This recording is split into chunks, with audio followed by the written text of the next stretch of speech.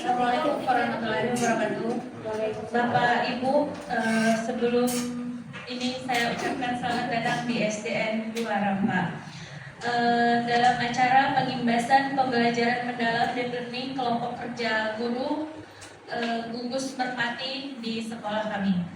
Langsung saja saya bacakan susunan acara untuk pengimbasan PM hari Sabtu 13 Desember 2025. Yang pertama ada pembukaan, yang kedua menyanyikan lagu Indonesia Raya, yang ketiga sambutan kepala sekolah, yang keempat doa, yang kelima penyajian materi yang akan disampaikan oleh Ibu Mardiana, Ibu Lilis Suryani, dan Bapak Warno. Yang keenam lain-lain, dan ketujuh penutup.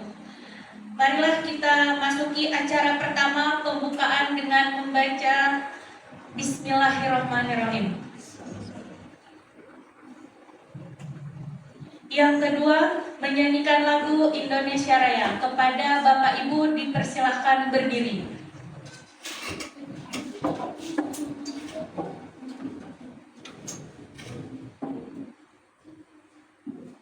Bapak Ibu, mari kita menyanyikan lagu Indonesia Raya dalam hitungan ketiga.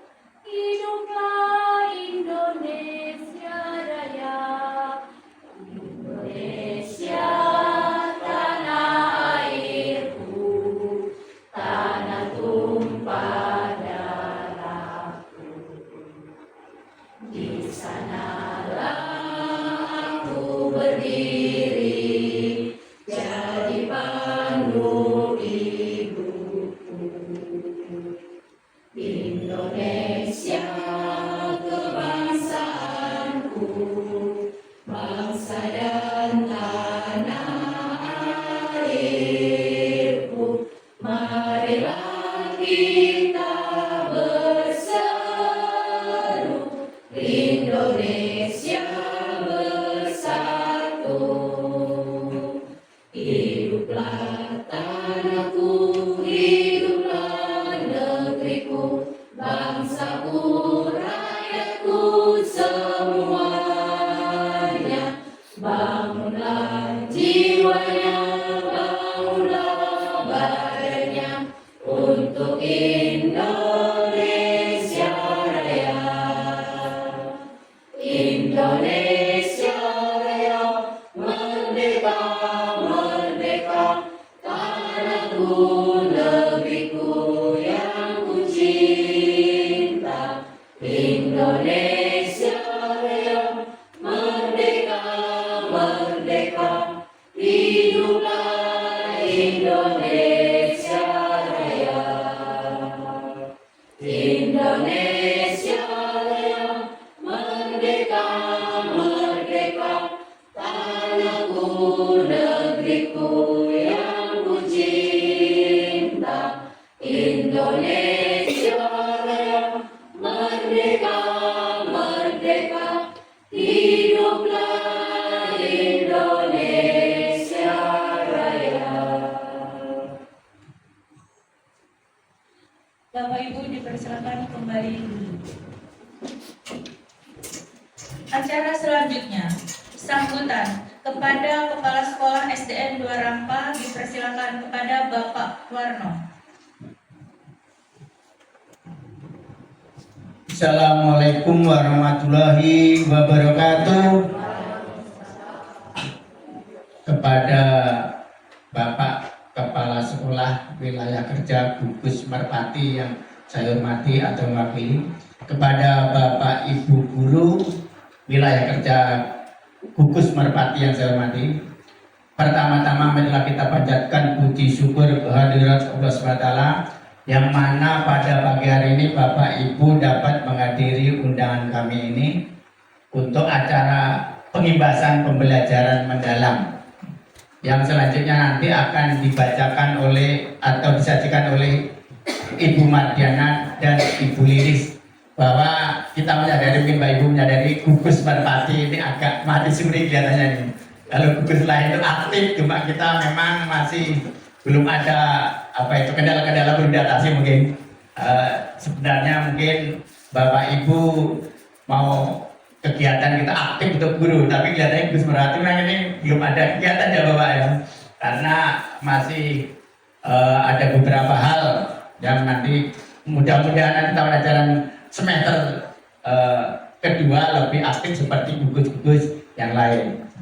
Yang mana bahwa pembelajaran mendalam itu salah satu program semester ini oleh Kementerian Pendidikan dan pendidikan Dikdasmen sekarang, bukan pendidikan kebudayaan lagi, yang mana intinya pesan beliau itu bahwa pembelajaran bukan kurikulum tetap kurikulum nasional, dan dalam pembelajaran mendalam aja yang ada perubahan, yang mana diharapkan dalam pembelajaran itu lebih bermakna dalam rangka kepada siswa yang akhirnya meningkatkan hasil daripada literasi dan numerasi murid-murid kita. Itu yang selanjutnya, saya sebagai tuan rumah mohon maaf yang sebesar-besarnya apabila ada yang kurang berkenan dalam kami menyambut Bapak Ibu.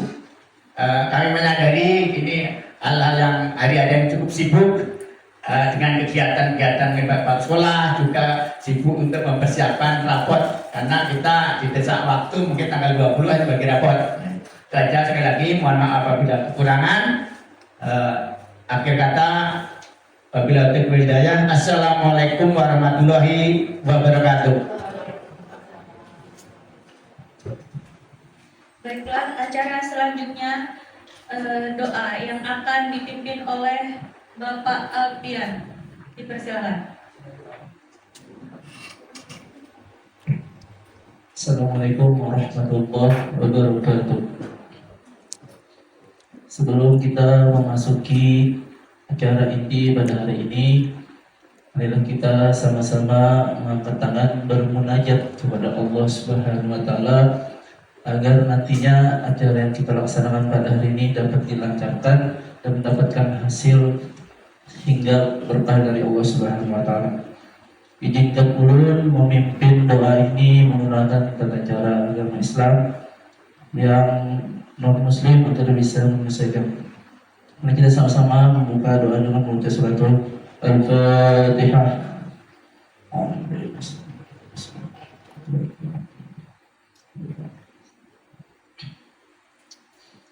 Amin amin ya Allah. Bismillahirrahmanirrahim. Alhamdulillahirabbil alamin. Assalatu wassalamu ala asrafil anbiya'i wal mursalin sayyidina wa maulana Muhammadin wa ala alihi wa ashabihi wa barik wasallim ajma'in.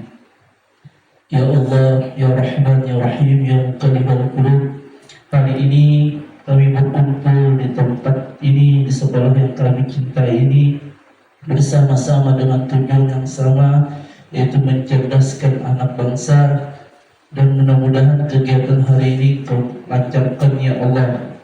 Berikan kami kemudahan dalam menunjang semua tanggung jawab kami sebagai guru. Ya Allah, ya Rahman, ya Rahim, lagi Maha Ngasih dan Penyayang. Ampunilah dosa-dosa kami, dosa para guru-guru kami, orang tua kami, serta para pemimpin-pemimpin kami. Kumpulkanlah kami nantinya di yaumul kiamah dan di dalam surga-Mu ya Rabb. Serta kuatkanlah selalu keselamatan kami, khususnya antara guru-guru di seluruh kabupaten kota Baru. Ya Allah, ya Rahman, kabulkanlah segala hajat dunia dan akhirat, serta lancarkanlah segala urusan-urusan kami. Dan mudah-mudahan apa yang menjadi dan apa yang kami perbuat hari ini, hari esok, hingga di hari selanjutnya mendapatkan catatan pahala di sisi-Mu. Rabbana atina fid dunya hasanah wa fil akhirati hasanah wa qina azabannar. Rabbana taqabbal innaka as-sami'ul 'alim wa tub 'alaina innaka antat tawwabur rahim. Ya Maulana ya Mujib ya Hadrana ya Ghaib, tawassalna ilaika bil habib. Taqdi hajatina ya Allah, taqdi hajatina ya Rahman, تقضي حاجتنا يا رحيم برحمتك يا أرحم الراحمين. وصلى الله على سيدنا محمد النبي الأمي وعلى آله وصحبه وبارك وسلم بفضل سبحان ربك رب العزة عما يصفون وسلام على المرسلين والحمد لله رب العالمين. Wallahu muwaffiq ila aqwamit thoriq. Wassalamualaikum warahmatullahi wabarakatuh.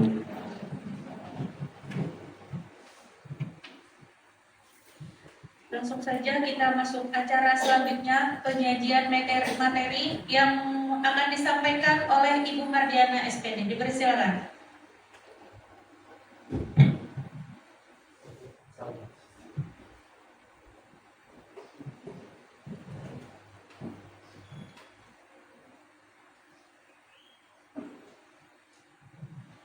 Assalamualaikum warahmatullahi wabarakatuh. Sebelumnya saya ucapkan terima kasih atas kehadiran Bapak Ibu semua di sini. Dan mohon maaf kalau kami mengganggu pekerjaan Bapak Ibu di sekolah karena menyempatkan hadir di sini. Perkenalkan, saya Mardiana. Saya dipercaya oleh Bapak untuk mengikuti pelatihan pembelajaran mendalam bersama Ibu Lilis, dan kewajiban kami adalah menyumbaskan ke Gugus. Oleh karena itu, karena kami juga didesak waktu, jadi kami mengundang Bapak Ibu dalam keadaan yang mungkin kesibukan Bapak Ibu. Jadi sekali lagi saya ucapkan terima kasih. Nah, di sini sedikit yang akan saya sampaikan, yaitu tentang pola pikir bertumbuh.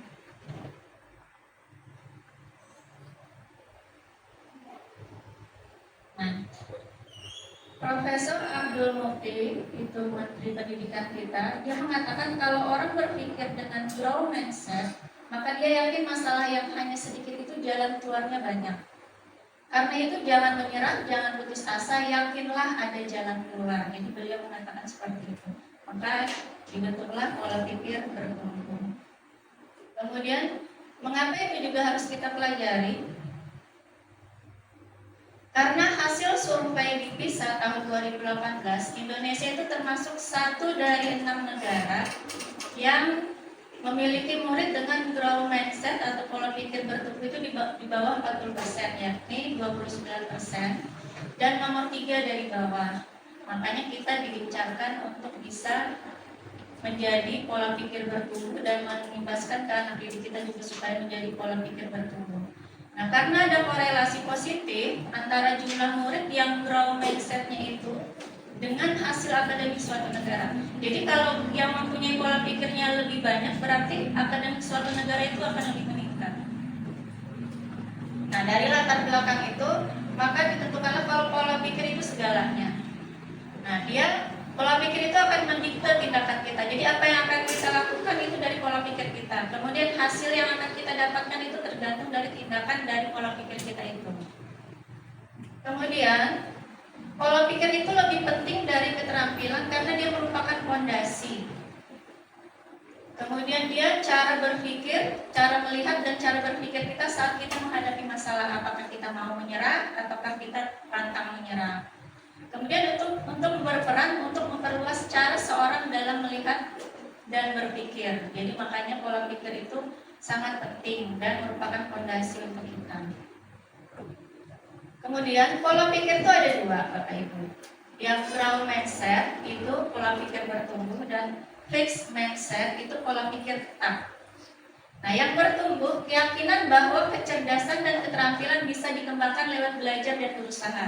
Jadi kalau kita mau belajar dan berusaha, pola pikir kita bisa meningkatkan keterampilan kita.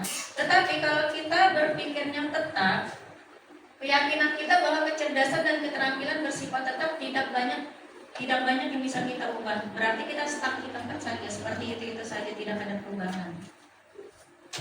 Nah, ini pola pikir tetap dan pola pikir bertumbuh. Perbedaannya yang pertama challenge, tantangan. Kalau kita berpikir pola pikir kita itu tetap, kita akan menghindar. Kita akan menghindar kalau kita mendapat tantangan. Tapi kalau pola pikir kita bertumbuh, nah kita akan menerima. Di situ kita akan menerima. Kalau kita berpikir tetap, berarti kita menghindar. Kemudian obstacle, rintangan. Kalau kita mendapat rintangan, berpikir tetap itu berarti kita menyerah. Tapi kalau kita pola pikir bertumbuh, kita akan bertahan. Kita akan mempunyai kekuatan untuk bertahan dari segala rintangan. Kemudian effort, usaha. Usaha yang dilakukan pola pikir tetap itu dia diibaratkan dia membazir, sia-sia dia berusaha. Tapi kalau kita berpikir untuk pola pikir bertumbuh, itu ada peluang untuk kita sukses, untuk kita berhasil. Kemudian kritik. Nah, kritik itu kalau di pola pikir tetap itu dia mengidentifikasi seperti serangan. Jadi seperti dia diserang. Sementara kalau dia di pola pikir bertumbuh, dia itu informasi yang bisa membangun kita lebih baik lagi. Kemudian success order, itu kesuksesan orang lain. Kalau untuk pola pikir tetap dia merupakan ancaman. Jadi dia merasa terancam kalau orang lain itu berhasil. Tapi kalau untuk pola pikir bertumbuh, dia ada bisa menginspirasi. Seperti misalnya kalau kita melihat ada seseorang yang lebih hebat dari kita bisa menjadikan itu inspirasi kita, bisa lebih baik lagi seperti dari sebelumnya.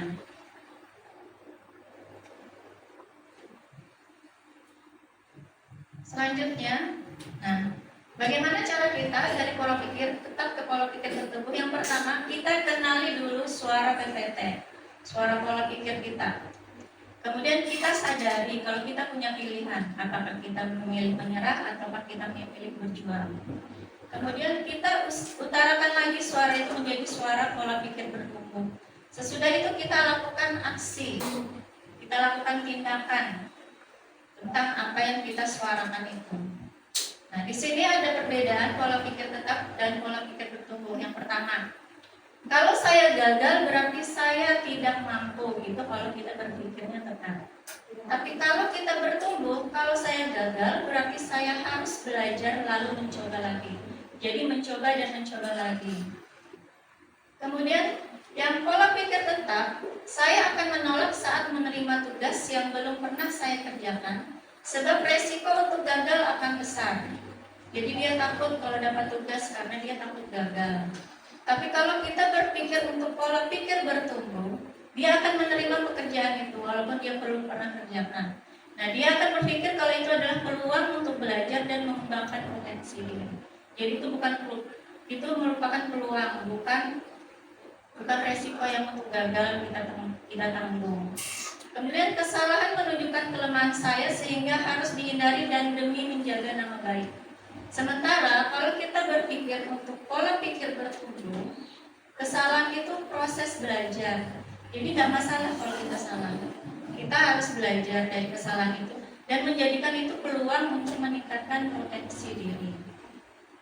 Kemudian untuk suara pola pikir berpikir tetap selanjutnya, saya hanya bagus dalam bidang tertentu saja dan tidak untuk bidang lainnya. Jadi dia sudah nyaman dengan bidangnya itu, dia tidak mau mencoba bidang yang lain. Tapi kalau pola pikir bertumbuh, dia bisa belajar apapun yang saya mau, termasuk yang sangat sulit sekalipun. Jadi dia mau belajar. Itu kalau kita mempunyai pola pikir yang bertumbuh. Kemudian terakhir, kecerdasan dan kemampuan adalah segalanya dan akan menjadi faktor yang menentukan sukses tidaknya. Jadi apa yang kita mampu sekarang itu akan menjadi kesuksesan kita. Sementara kalau kita yang bertumbuh, belajar dan berusaha adalah faktor kunci yang akan menentukan sukses tidaknya seseorang. Jadi kita bisa sukses atau tidak tergantung dari cara kita belajar dan cara kita berusaha. Nah, di sini Bapak Ibu ada pemetaan untuk pola pikir tetap dan pola pikir bertumbuh. Silakan Bapak Ibu coba-coba. Di sini ada 10 pernyataan yang bisa Bapak Ibu jawab setuju atau tidak setuju. Ini untuk menentukan kita termasuk pola pikir apa. Apakah kita pola pikir tetap atau pola pikir bertumbuh. Nah, yang pertama nomor 1, saya memiliki kelemahan dalam melakukan beberapa hal. Apakah Bapak Ibu setuju atau tidak? Silakan coba-coba sendiri atau diingat-ingat bisa. Yang kedua, tidak masalah bila saya gagal, sebab itu kesempatan untuk belajar. Nah, itu pernyataan Bapak Ibu setuju atau tidak?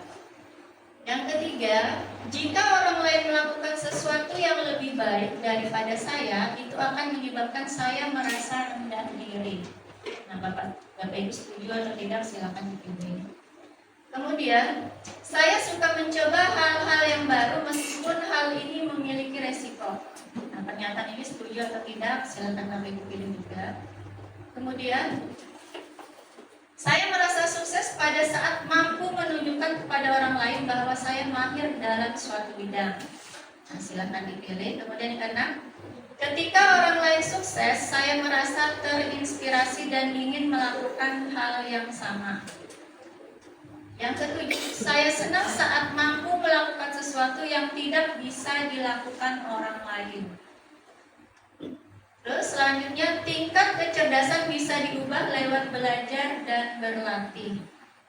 Yang kedelapan, yang kesembilan, menurut pendapat saya, manusia dilahirkan dengan tingkat kecerdasan tertentu yang tidak bisa diubah lagi.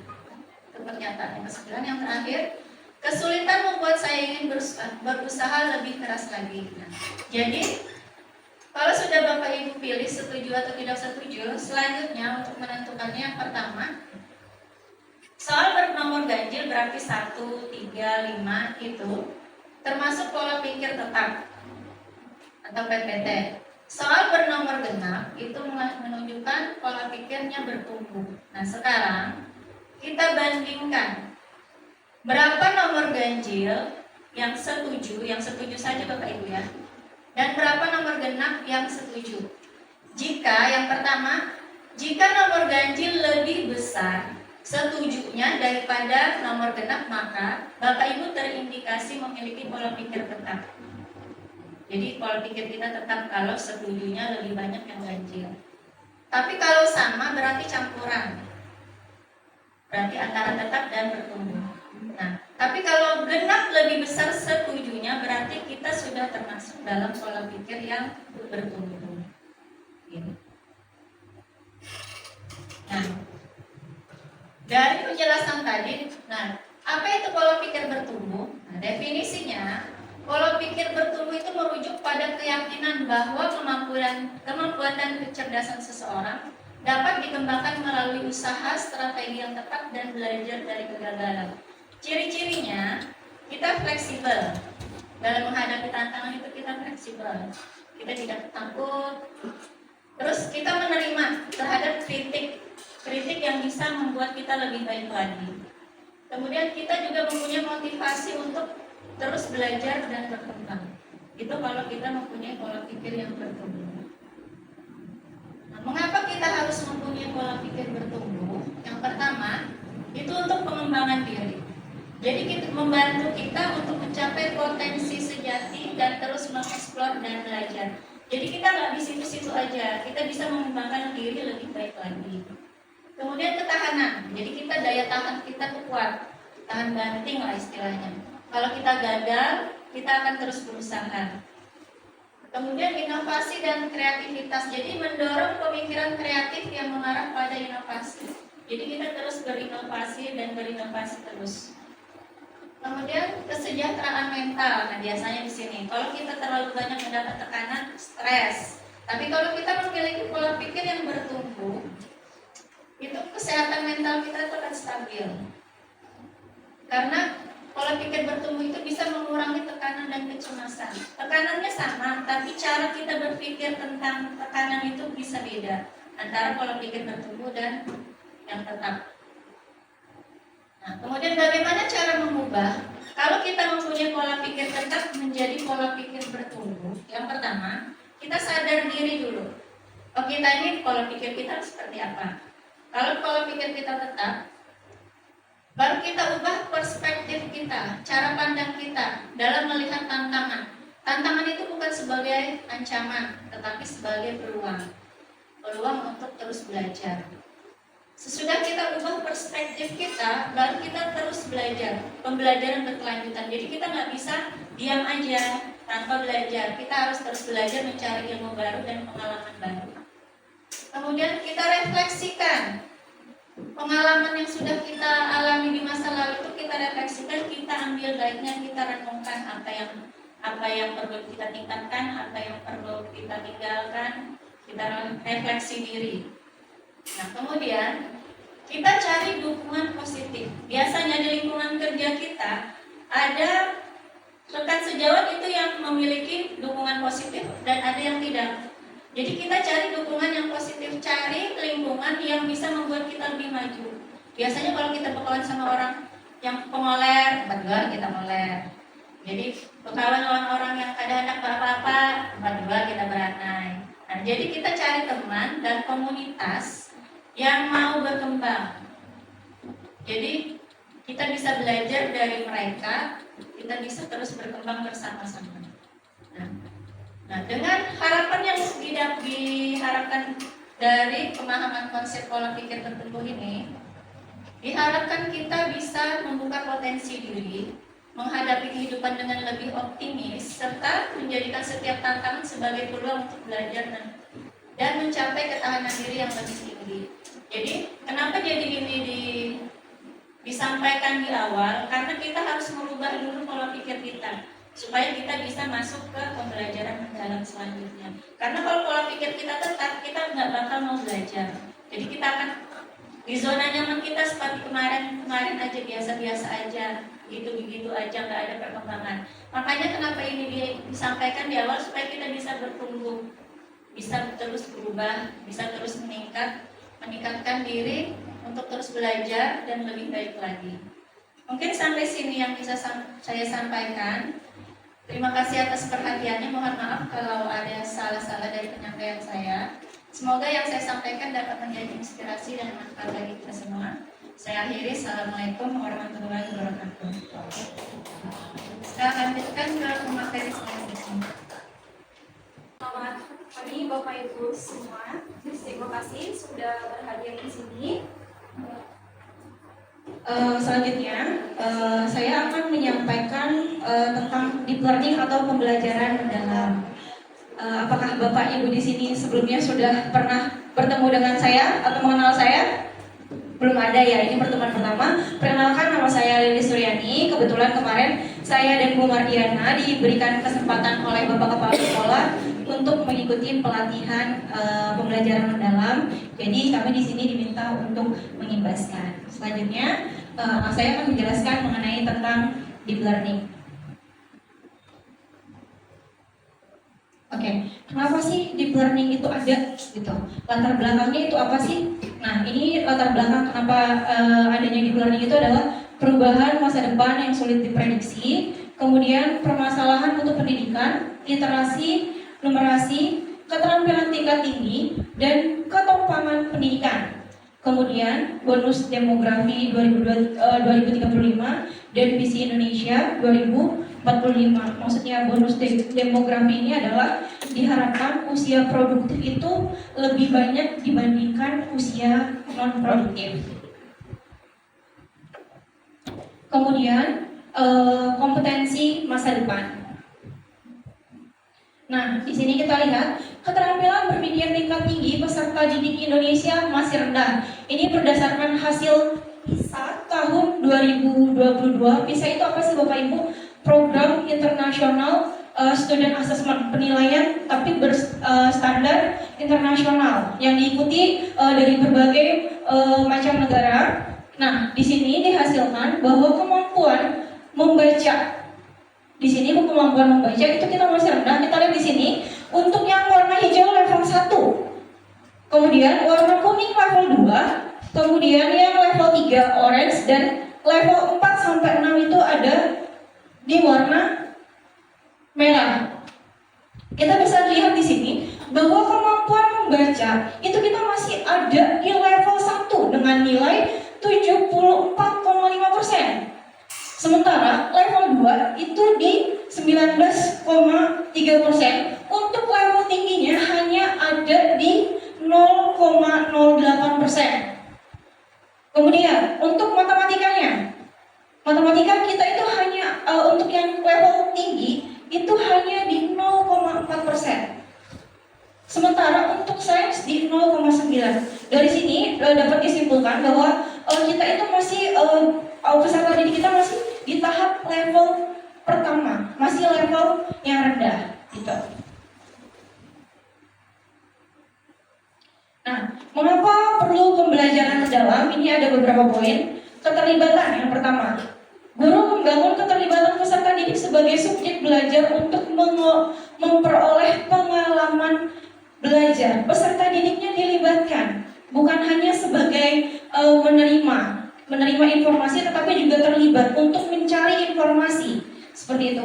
Kemudian berkesadaran. Guru lebih dapat membangun kesadaran peserta didik untuk menjadi pembelajar yang aktif, termotivasi termotivasi secara intrinsik untuk belajar, serta aktif mengembangkan strategi belajar untuk mencapai tujuan. Mereka sadar kalau pembelajaran itu penting, mereka termotivasi seperti itu. Kemudian memuliakan guru dan peserta didik, lebih saling menghargai dan menghormati potensi martabat dan nilai-nilai kemanusiaan. Ini sangat penting ya Bapak Ibu. Kemudian pengembangan budaya belajar, guru lebih dapat mengembangkan kreativitas dan berinovasi dan melibatkan peserta didik dalam mengembangkan pengalaman belajar. Nah ini nih di sini nih, guru diminta untuk kreatif dan berinovasi. Kemudian pemanfaatan teknologi digital, guru dan peserta didik lebih dapat memanfaatkan teknologi digital untuk memberikan efisiensi dan efektivitas pada perencanaan, pelaksanaan, dan penilaian pembelajaran. Nah, di sini kita memanfaatkan teknologi. Sebenarnya kalau misalnya kita sudah bisa memanfaatkan teknologi dengan baik, itu proses pembelajaran akan lebih mudah dan lebih menyenangkan seperti itu. Kemudian, multi interdisiplin ilmu pengetahuan. Guru dan peserta didik dapat menerapkan multi interdisiplin ilmu pengetahuan dalam proses pembelajaran. Kemudian, apa sih pembelajaran mendalam atau deep learning itu? Bapak Ibu sudah pernah dengar sebelumnya dengan istilah deep learning ini? Sudah pernah? Nah, pembelajaran mendalam merupakan pendekatan yang memuliakan dengan menekankan pada penciptaan suasana belajar dan proses pembelajaran berkesadaran, bermakna, menggembirakan melalui ada 4, olah pikir, olah hati, olah rasa, dan olahraga secara holistik dan terpadu. Jadi Bapak Ibu yang perlu dilihat di sini adalah pembelajaran mendalam itu bukan kurikulum, melainkan pendekatan. Jadi kalau dibilang apakah kita ganti kurikulum sekarang? Tidak, hanya ada menerapkan pendekatan pembelajaran mendalam seperti itu. Kemudian kita lihat dalam penerapan PM semua pihak terlibat saling menghargai dan menghormati dengan mempertimbangkan potensi, martabat, dan nilai-nilai kemanusiaan. Di sini pembelajaran mendalam itu ada 3 berdasarkan berkesadaran, bermakna, menggembirakan melalui olah pikir, olah hati, olah rasa, dan olahraga untuk mewujudkan dimensi profil lulusan yang ada 8 gitu. Kalau dulu sebelumnya di yang sebelumnya itu hanya ada 7 ya, sekarang ada 8. Kemudian apa sih olah pikir, olah hati, olah rasa, dan olahraga? Kita bisa lihat di sini. Olah pikir merupakan proses pendidikan yang berfokus pada pengasahan akal budi dan kemampuan kognitif, seperti kemampuan untuk memahami, menganalisa, dan memecahkan masalah. Sementara olah hati adalah proses pendidikan untuk mengasah kepekaan batin, membentuk budi pekerti, serta menanamkan nilai-nilai moral spiritual. Sementara olahraga sebagai proses pendidikan yang bertujuan untuk mengembangkan kepekaan estetika, empati, dan kemampuan menghargai keindahan serta hubungan antar manusia. Sementara olahraga merupakan bagian dari pendidikan yang bertujuan untuk menjaga dan meningkatkan kesehatan fisik, kekuatan tubuh, serta membentuk karakter melalui kegiatan jasmani. Nah, di sini Bapak Ibu sudah pernah lihat kerangka ini sebelumnya? Kalau disingkat itu biasanya rumusnya tuh 8, 3, 3, 4. 8 dimensi profil lulusan, 3 prinsip pembelajaran, 3 pengalaman belajar, dan 4 kerangka pembelajaran. Rumusnya 8, 3, 3, 4.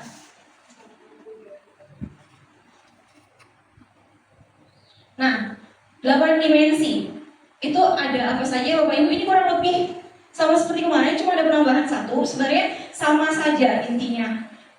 Ada keimanan dan ketakwaan terhadap Tuhan Yang Maha Esa, 2 kewargaan, 3 penalaran kritis, 4 kreativitas, 5 kolaborasi, 6 kemandirian, 7 kesehatan, 8 komunikasi. Mungkin yang kemarin nggak ada itu di kesehatan, ya. Kemudian untuk prinsip pembelajaran mendalam ada 3, ada berkesadaran, bermakna, menggembirakan. Nah, untuk prinsip ini Bapak Ibu tidak harus ada di satu pertemuan, tetapi di satu topik. Misalnya kalau misalnya pian membahas pecahan, itu tidak di satu pertemuan tetapi 2 pertemuan. Nah, ini gak harus muncul di satu pertemuan itu, tetapi boleh muncul di 2 pertemuan. Misalnya yang pertemuan pertama, berkesadaran dan bermakna dulu, tapi di pertemuan berikutnya, kegiatan menggembirakannya, seperti itu. Jadi tidak harus di satu pertemuan, tapi di satu topik yang sama, seperti itu. Nah, berkesadaran itu kenyamanan peserta didik dalam belajar, fokus konsentrasi dan perhatian, kesadaran terhadap proses berpikir, keterbukaan terhadap perspektif baru, keingintahuan terhadap pengetahuan dan pengalaman baru. Sementara yang bermakna kontekstual atau relevan dengan kehidupan nyata, ini biasa sudah kita terapkan ya. Keterkaitan dengan pengalaman sebelumnya, kebermanfaatan pengalaman belajar untuk diterapkan dalam konteks baru, keterkaitan dengan ilmu lain, pembelajaran sepanjang hayat. Sementara untuk menggembirakan itu, lingkungan pembelajaran yang interaktif, aktivitas pembelajaran yang menarik, menginspirasi, tantangan yang memotivasi, tercapainya keberhasilan belajar atau aha moment.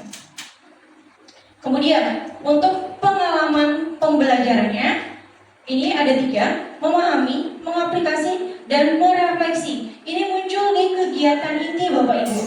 Nah, kalau dulu mungkin kita biasanya itu kegiatan refleksi itu di akhir kegiatan, di penutup, betul ya Bapak Ibu ya? Nah, kalau sekarang kegiatan itu, kegiatan refleksi itu ada di kegiatan inti, ya. Kita lihat dulu memahami, tahap awal peserta didik untuk aktif mengkonstruksi pengetahuan agar dapat memahami secara mendalam konsep atau materi dari berbagai sumber dan konteks. Pengetahuan pada fase ini terdiri dari pengetahuan esensial, pengetahuan aplikatif, dan pengetahuan nilai dan karakter.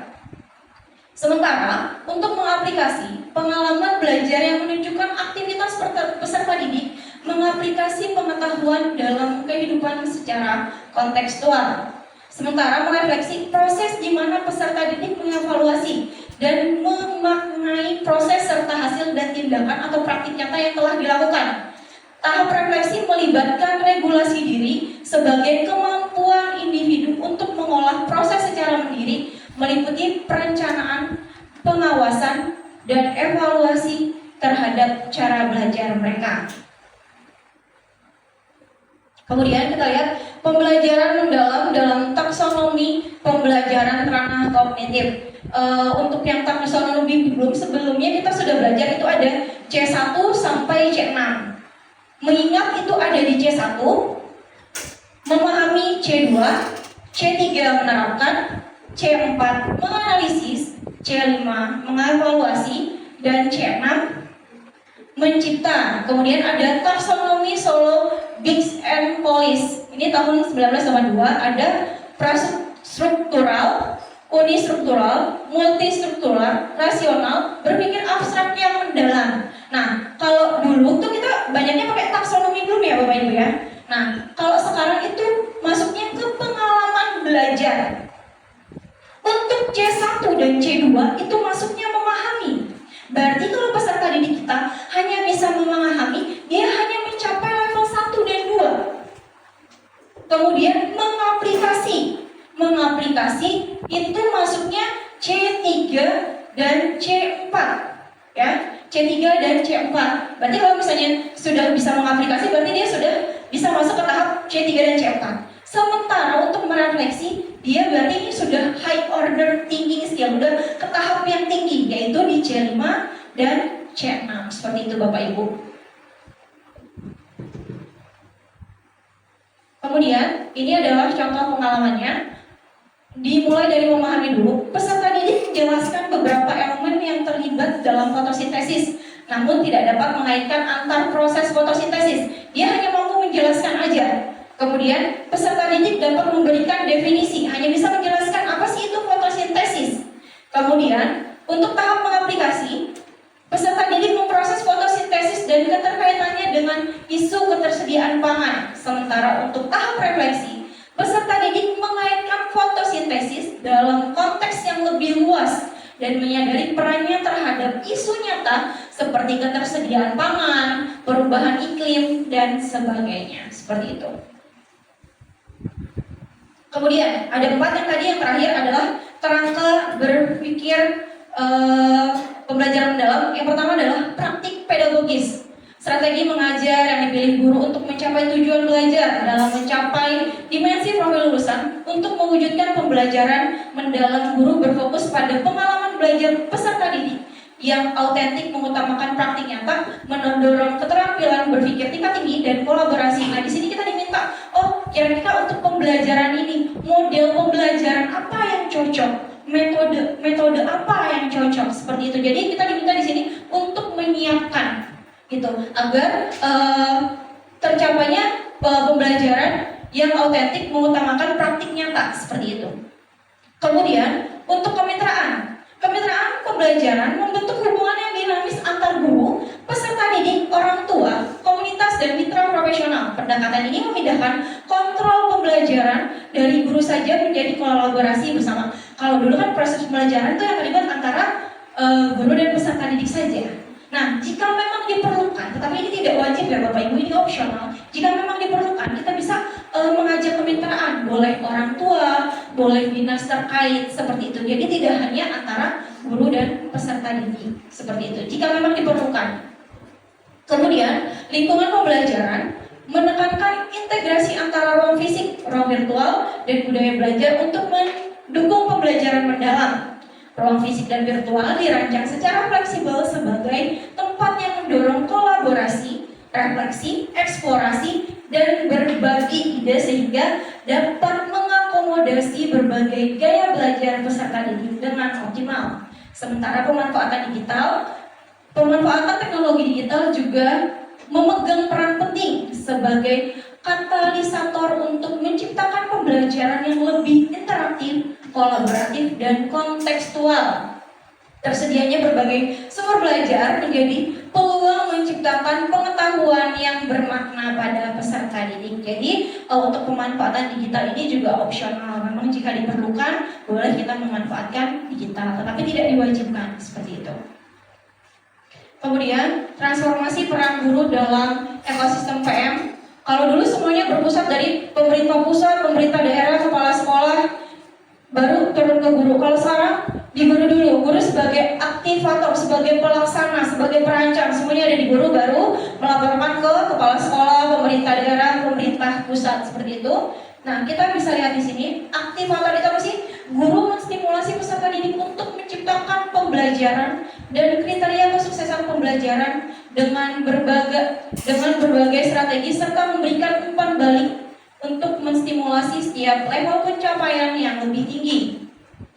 Kolaborator, guru membangun kolaboratif inquiry dengan peserta didik, rekan sejawat, keluarga, masyarakat, mitra profesional, dan dunika dalam mitra lainnya, dan dalam mengembangkan dan berbagai pengalaman nyata dalam penerapan PM. Pengembangan budaya belajar, guru memberikan kepercayaan dan peluang mengambil resiko atau risk taking kepada peserta didik untuk mengembangkan kreativitas dan berinovasi, dan melibatkan peserta didik dalam mengembangkan pengalaman belajar serta menciptakan lingkungan pembelajaran yang mendukung PM. Kemudian implementasi pembelajaran mendalam itu ada 3: perencanaan, pelaksanaan, asesmen. Perencanaannya ini kita dilakukan di awal sebelum memulai pembelajaran. Perencanaan PM memulai refleksi guru terhadap diri sendiri, karakteristik peserta didik, materinya, sumber dayanya, dan mitra pembelajaran. Nah, kita merancang di sini. Biasanya merancang modul. Nah, ini di sini masuk ke tahap perencanaan. Strategi apa yang kita pakai, model pembelajaran apa yang kita pakai, apakah ada kemitraan, apakah ada pemanfaatan digital. Nah, itu semuanya masuk di perencanaan. Kemudian untuk pelaksanaan pembelajaran dengan prinsip berkesadaran, bermakna, dan menggembirakan melalui pengalaman belajar, memahami, merefleksi. Nah, ini saat proses pembelajaran. Kemudian asesmen. Itu asesmen penilaian. Asesmen tidak hanya berfokus pada penguasaan teori, tetapi juga pada pemahaman konseptual yang mendalam keterampilan berpikir kritis, serta penerapan dalam kehidupan nyata. Kemudian untuk perencanaan pembelajaran mendalamnya itu kita dimulai dari identifikasi dulu. Identifikasi itu kita melihat dulu kesiapan peserta didik, kemudian memahami dulu karakteristik peserta didik, kemudian menentukan profil dimensi lulusan tadi. Profil dimensi lulusan yang ada 8 itu tidak harus muncul semua ya Bapak Ibu. Dipilih saja yang sesuai mana. Biasanya cukup 2-4 saja cukup. Kemudian desain pembelajaran, menentukan CP-nya, menentukan topik pembelajaran yang kontekstual dan relevan. Kemudian mengintegrasikan lintas disiplin ilmu yang relevan dengan topik. Ini maksudnya boleh dikaitkan dengan pelajaran lain. Itu yang dimaksud dengan mengintegrasikan lintas disiplin ilmu seperti itu. Kemudian menentukan tujuan pembelajaran, menentukan kerangka pembelajaran, praktik pedagogis, kemitraan, lingkungan pembelajaran, dan pemanfaatan digital. Kemudian yang ketiga, pengalaman belajar, merancang pembelajaran dengan prinsip PM, merancang tahapan pembelajaran dengan langkah-langkah, kegiatan awal, inti, dan penutup. Kemudian mendeskripsikan pengalaman belajar, memahami, mengaplikasi, dan merefleksi. Kemudian asesmen ada 3, asesmen di awal, proses, sama di akhir.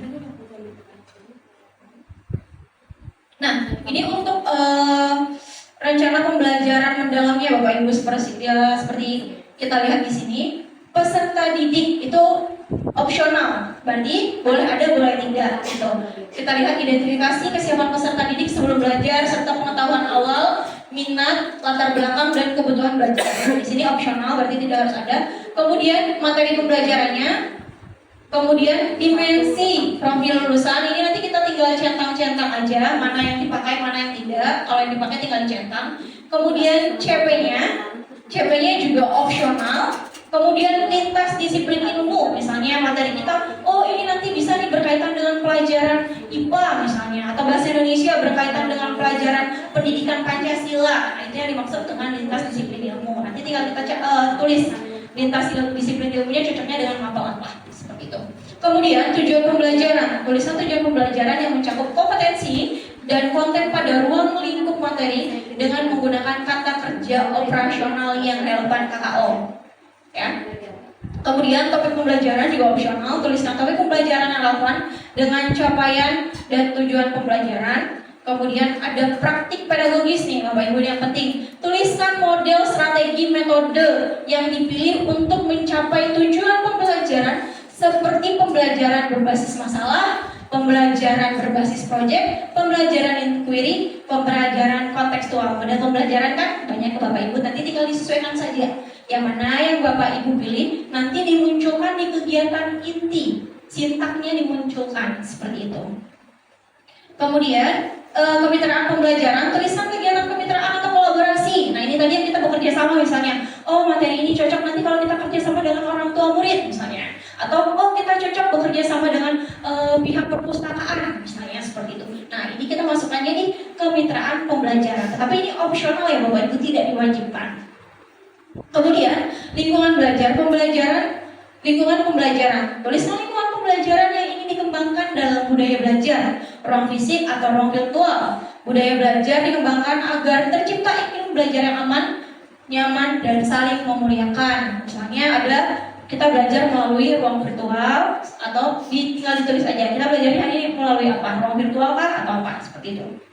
Kemudian pemanfaatan digital juga ini opsional. Tuliskan pemanfaatan teknologi digital untuk menciptakan pembelajaran yang interaktif, kolaboratif. Misalnya hari ini kita belajar IPA-nya pakai papan interaktif seperti itu. Nah, boleh kita cantumkan di sini pemanfaatan digital PID seperti itu. Kemudian ini untuk langkah-langkah pembelajaran ada kegiatan awal, kemudian kegiatan inti. Yang kegiatan inti tadi itu yang harus masuk ya Bapak Ibu, memahami, mengaplikasi, dan merefleksinya itu harus muncul. Kemudian ada asesmen pembelajaran. Kemudian pelaksanaan pembelajaran mendalam, penyampaian materi sesuai tahap berpikir peserta didik untuk mendukung pencapaian kedalaman pemahaman konsep peserta didik. Model-model atau strategi pembelajaran yang ada dapat digunakan dengan prinsip pembelajaran mendalam, berkesadaran, bermakna dan menggembirakan. Kemudian yang ketiga, penerapan pembelajaran bermakna dengan pemanfaatan lingkungan sekitar seperti pemanfaatan lingkungan sekolah, pemanfaatan lingkungan alam, lingkungan sosial dan sebagainya. Kemudian prinsip pembelajaran ada 3, berkesadaran, bermakna dan menggembirakan, dapat berada dalam beberapa kegiatan pembelajaran, tidak harus berurutan atau simultan. Jadi bebas aja Bapak Ibu ya. Mana dulu kah? Boleh yang menggembirakan dulu misalnya, boleh ice breaking misalnya, baru bermakna dulu misalnya, seperti itu. Jadi tidak harus berurutan, disesuaikan saja dengan langkah-langkah pembelajarannya. Kemudian pengalaman belajar memahami, mengaplikasi dan merefleksi dilaksanakan dengan langkah-langkah pembelajaran yang sesuai dengan konteks dan kondisi pembelajaran serta inovasi guru. Ini semua diserahkan kepada pendidiknya. Sintak langkah-langkah pembelajaran pada model-model atau strategi pembelajaran yang ada dapat diadaptasi sesuai pengalaman belajar memahami, mengaplikasi, dan merefleksi. Nah ini tadi sintaknya menyesuaikan model pembelajaran yang sudah dipilih seperti itu. Kemudian pengalaman belajar memahami, mengaplikasi, dan merefleksi dilakukan dalam beberapa langkah pembelajaran yang pelaksanaannya disesuaikan dengan konteks dan kondisi pembelajaran. Kemudian contoh pelaksanaan pembelajaran dalam memahami, ada itu berkesadaran dan bermakna, mengaplikasi ada bermakna dan menggembirakan. Contohnya ini adalah orientasi, merumuskan masalah, pengumpulan data, pengolahan dan analisis data. Kemudian untuk mengaplikasi ada bermakna, menggembirakan, merefleksi, ada berkesadaran dan bermakna. Ini yang untuk mengaplikasi ada menarik kesimpulan, komunikasi, kemudian merefleksi, melakukan refleksi dan aplikasi dan tindak lanjut. Kemudian ini contohnya tadi Bapak Ibu untuk rancangan pembelajarannya, pembelajaran mendalamnya ada identifikasi mata pembelajaran, dimensi. Ini urutannya Bapak Ibu ya. Yang pertama adalah identifikasi peserta didik, identifikasi materi pembelajaran, dimensinya, CP-nya, topiknya, TP-nya, praktik pedagogisnya tadi, yang model pembelajarannya tadi, mitra pembelajarannya, ada kerjasama atau tidak, lingkungan pembelajarannya, kemudian pemanfaatan digital.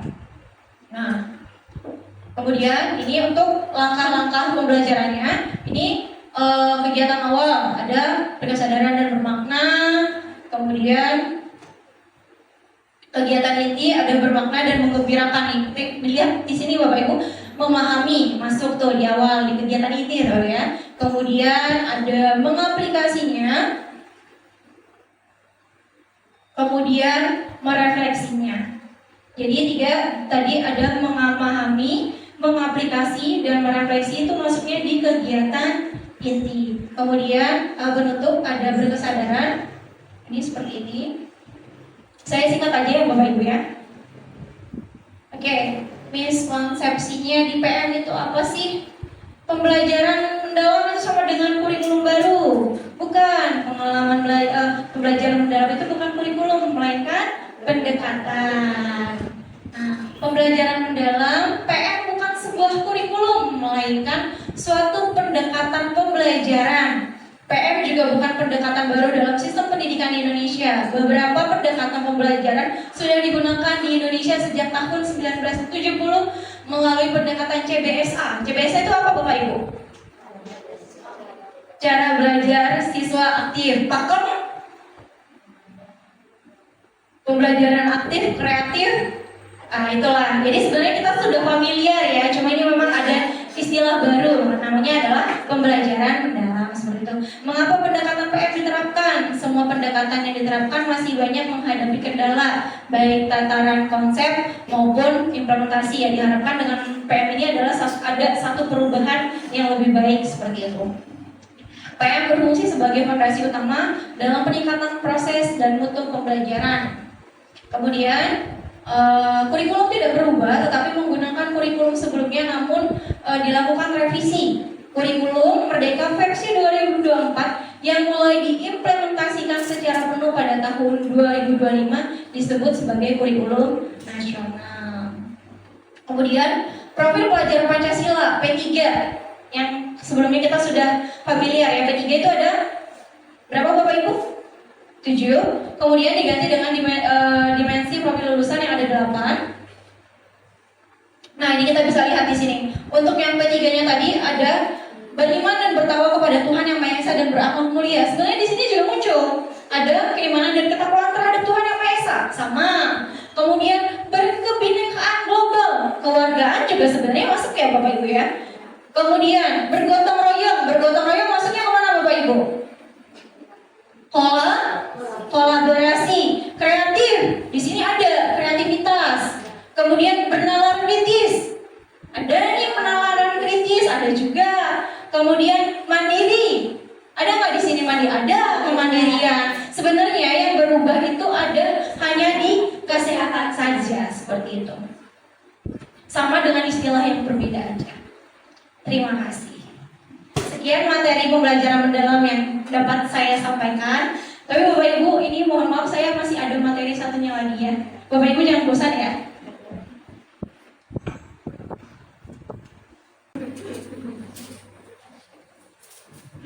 Kita lanjut ya Bapak Ibu, boleh sambil makanannya. Kita masuk ke materi berikutnya, digitalisasi pembelajaran jenjang SD. Tadi itu kan ada tuh digitalisasi. Nah sekarang bagaimana digitalisasi pembelajaran untuk jenjang sekolah dasar. Kemudian kebijakan digitalisasi pembelajaran jenjang sekolah dasar. Nah di sini kita lihat ada urgensi digitalisasi pembelajaran. Menurut visi Indonesia Emas 2045 membangun SDM unggul dan penguasaan iptek atau Bappenas. Kemudian peta jalan pendidikan 2020 sampai 2035, inovasi pembelajaran digital, asesmen komprehensif, ekosistem pembelajaran inklusif. Kemudian tren global. Di sini ada teknologi membuka peluang luas. Kemudian di sini kita lihat ada kebijakannya, kebijakan nasional nih. Percepatan digitalisasi pembelajaran dan revitalisasi sekolah, ini Impres langsung nomor 7 tahun 2025 serta program prioritas Presiden. Nah, makanya kita dapat bantuan PID ya Bapak Ibu ya untuk mensupport digitalisasi pembelajaran. Kemudian ini di sini pemerintah mendorong percepatan digitalisasi pembelajaran melalui kebijakan pengadaan perangkat dan peningkatan kompetensi. Ini kita bisa lihat di sini ada dokumen rencana pembangunan jangka menengah nasional, ada Impres, ada Perpres, arahan pidato Presiden pada peluncuran PSTC, puncak Hari Guru Nasional yang kemarin disampaikan tanggal 2 Mei. Kemudian ada rapat koordinasi pelaksanaan Quick Win bidang digitalisasi pembelajaran matematika. Kemudian di sini adalah fokus program digitalisasi pembelajaran ini berdasarkan Impres nomor 7 tahun 2025. Di sini penyediaan infrastruktur digital seperti internet, perangkat pembelajaran dan papan interaktif. Mungkin makanya kemarin sekolah dapat banyak bantuan ya. Mungkin salah satu penunjang untuk program Impres nomor 7 ini. Kemudian pengembangan sistem pembelajaran digital yang terintegrasi dan dapat diakses oleh satuan pendidikan, penguatan kapasitas SDM, guru dan tenaga kependidikan dalam mengimplementasikan teknologi dalam pembelajaran, penyusunan regulasi dan standar operasional pelaksanaan digitalisasi di tingkat nasional hingga daerah. Kemudian ini ada program prioritas Kemendikbudrismen, penerjemah Astagita. Ini ada 12 poin. Mungkin Bapak Ibu bisa lihat langsung aja ya. Nah ini salah satunya tadi ada yang poin 3 ya Bapak Ibu, ada deep learning. Kemudian membangun ekosistem pembelajaran berbasis digital. Nah 3 pilar utama ekosistem digitalisasi pembelajaran. Yang pertama adalah teknologinya yaitu perangkatnya, perangkat kerasnya, perangkat lunaknya, jaringannya, dan konten digital yang relevan. Sementara environment atau ruang belajar yang fleksibel, nyaman, mendukung integrasi teknologi. Contohnya itu ada sekarang ruang murid. Nanti kita akan belajar Bapak Ibu ya. Kemudian ada prosesnya, metode pembelajaran yang interaktif, kolaboratif, dan berpusat pada peserta didik. Ini proses saat pembelajarannya. Kemudian elemen pendukung ekosistem pembelajaran itu ada smart content and presentation, smart interaction and engagement, ada smart evaluation, sama smart physical surroundings. Ini di sini ada 4. Kita langsung aja Bapak Ibu ya. Kemudian penguatan literasi, numerasi, sains dan teknologi. Ini tadi yang masih lemah ya. Literasi membaca, kemudian ada numerasi, latihan soal berbasis aplikasi dan simulasi data, kemudian ada sains dan teknologi melalui eksperimen, coding dan project STEM. STEM ini sains, teknologi, engineering, sama matematik.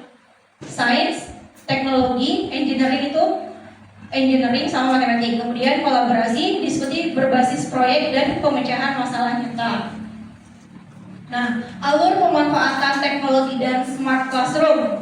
Yang pertama itu adalah tahap awal, guru masih dominan sebagai sumber utama pengetahuan.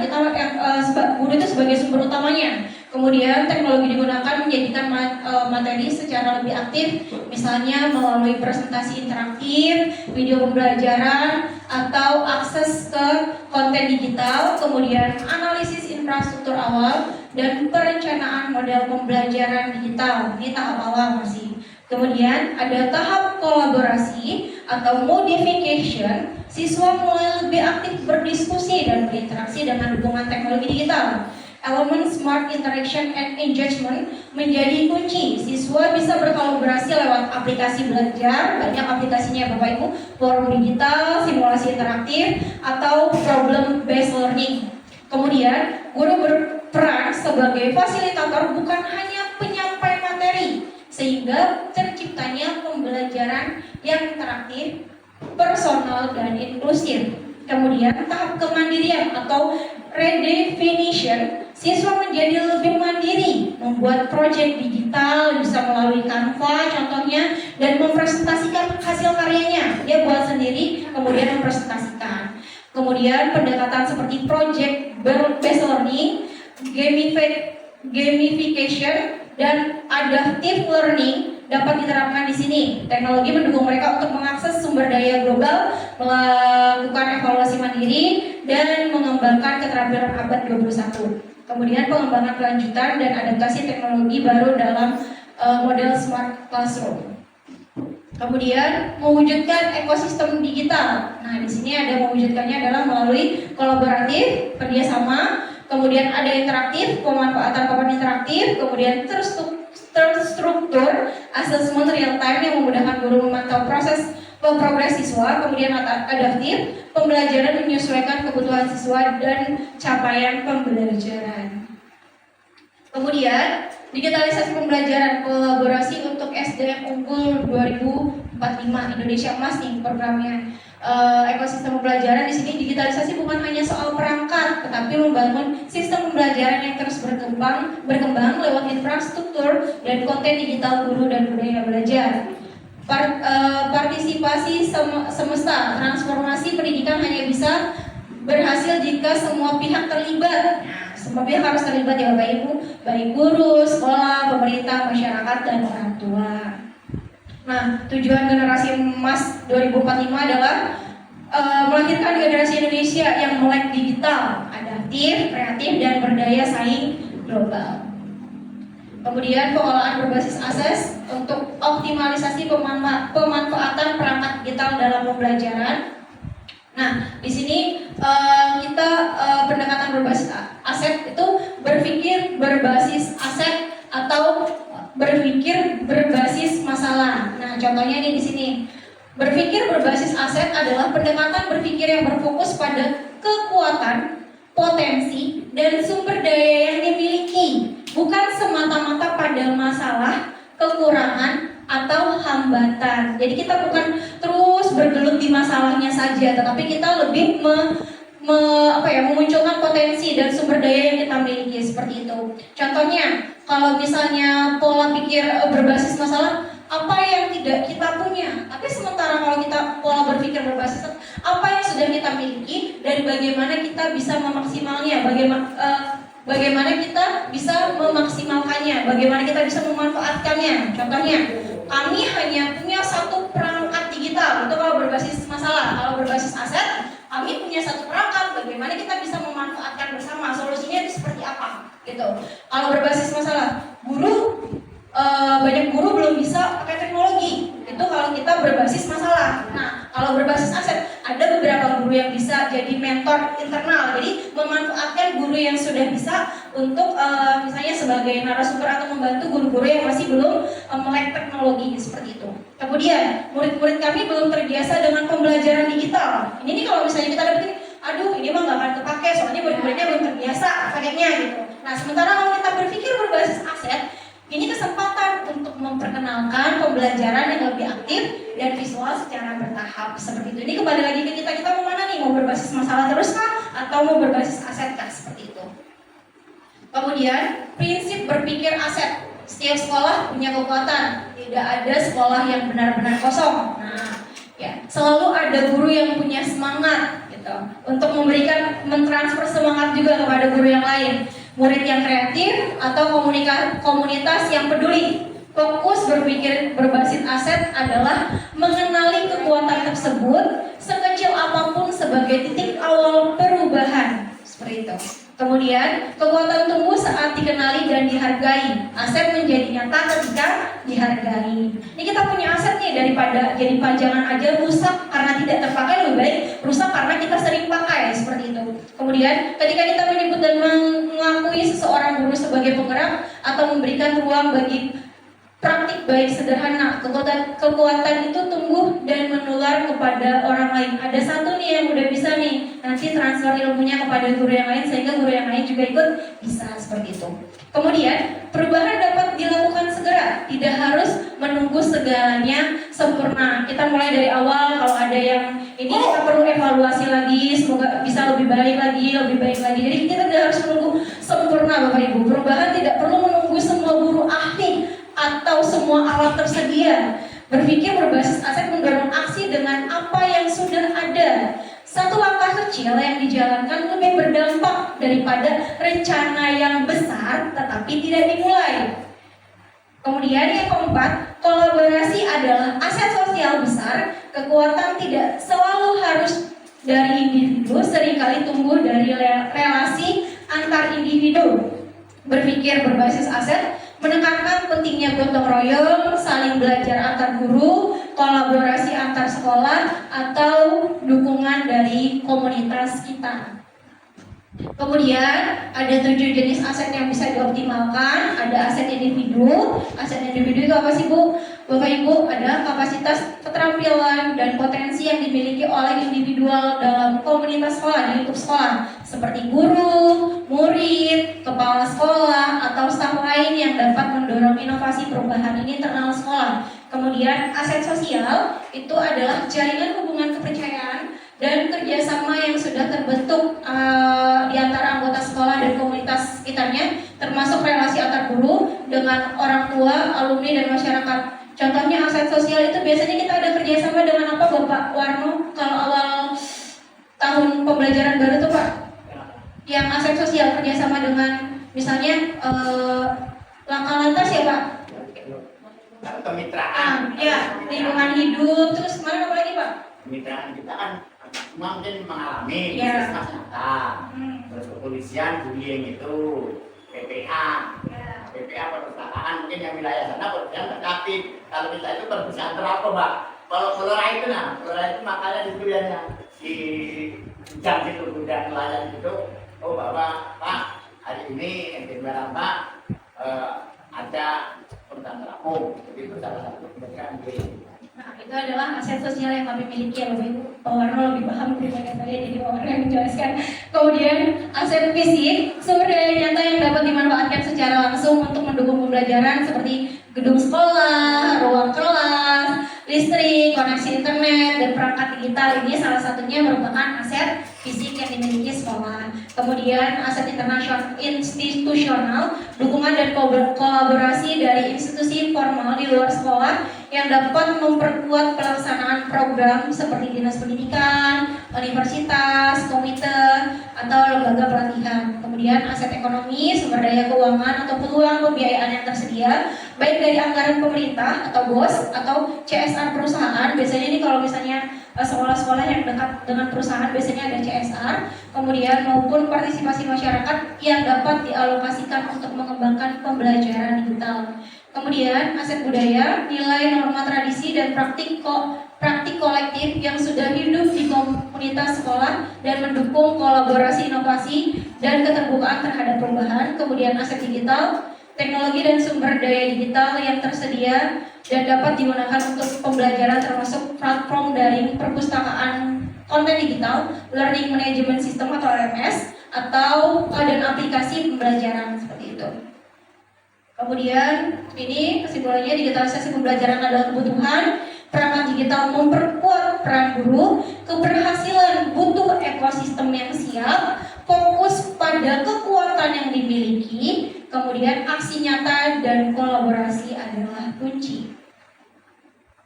Inspirasi asesmen dalam pembelajaran berbasis digital. Bagaimana sih kita memanfaatkan digitalisasi pembelajaran untuk asesmen di sekolah?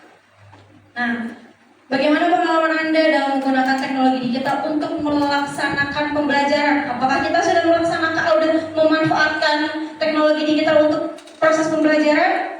Mungkin sudah ada yang sudah, mungkin ada yang belum. Kemudian bagaimana pengalaman Anda untuk menggunakan teknologi untuk melaksanakan asesmen? Mungkin kalau zaman COVID ini bisa kita manfaatkan ya Bapak Ibu ya. Contohnya itu adalah Google Form, karena dulu kan nggak bisa tatap muka ya Bapak Ibu, jadi kita memanfaatkan digital. Salah satunya adalah pemanfaatan Google Form seperti itu. Kemudian kita masuk dulu, ada jenis asesmen berdasarkan fungsinya. Asesmen itu ada 3, asesmen as learning, asesmen for learning, dan asesmen of learning. Kalau asesmen as learning itu dan asesmen for learning itu masuknya ke asesmen formatif. Sementara asesmen of learning itu masuknya ke asesmen sumatif. Jadi yang dua ini, as learning dan for learning itu masuknya ke formatif. Kalau of learning itu masuknya ke sumatif.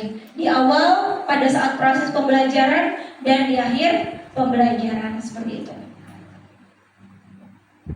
Kemudian jenis asesmen berdasarkan tujuannya. Ada asesmen formatif, ada asesmen sumatif. Mungkin Bapak Ibu sudah familiar dengan istilah ini ya. Sumatif itu apa? Formatif itu apa? Kalau formatif itu bertujuan untuk memberikan informasi atau umpan balik bagi pendidik dan murid untuk memperbaiki proses belajar. Asesmen formatif dapat berupa asesmen di awal pembelajaran dan asesmen di dalam proses pembelajaran. Sementara asesmen sumatif itu asesmen yang dilakukan untuk memastikan tercapai nggak nih tujuan pembelajarannya. Kemudian pada jenjang pendidikan dasar dan menengah, asesmen ini bertujuan untuk menilai pencapaian hasil belajar murid sebagai dasar penentu kenaikan kelas dan kelulusan dari satuan pendidikan seperti itu. Nah, kalau teknik asesmen itu ada beberapa teknik, ada observasi, kinerja, proyek, tes tertulis, tes lisan, dan penggunaan portofolio. Nah, kalau instrumen asesmen itu, kalau misalnya observasi, kita perlu apa? Rubriknya, checklistnya, atau catatan anekdotnya, dan grafik perkembangan. Nah, ini pemanfaatan digital dapat dilakukan pada saat perencanaan, pelaksanaan, dan juga asesmen pembelajaran. Itu contoh pemanfaatan digitalnya. Ada rumah pendidikan. Ini Bapak Ibu ada ruang GTK, ruang murid, ruang bahasa, ruang publik. Mungkin kita sudah familiar dengan istilah ini ya. Kemudian ada e-book dan dokumen digital, video pembelajaran, audio, platform online, aplikasi pembelajaran. Ini ada di sini. Kemudian inspirasi asesmen berbasis digital pada pembelajaran mendalam. Ini ada inspirasi asesmen dalam praktik pedagogis, ada pada discovery learning, ada pada project based learning. Ini kita cepat aja ya Bapak Ibu ya. Ini contohnya pemanfaatan Google Form pada pembelajaran menggunakan model discovery learning. Ada fitur papan tulis di Canva, memanfaatkan Canva. Kemudian Canva sebagai desain visual, kemudian Google Classroom, kemudian ada Google Form, ada Canva. Nah, ini untuk yang inspirasi asesmen digital pada pembelajaran mendalam, untuk yang project based learning. Ada juga bisa pemanfaatan Google Form, Google Slide, Google Classroom, Canva, Google Form.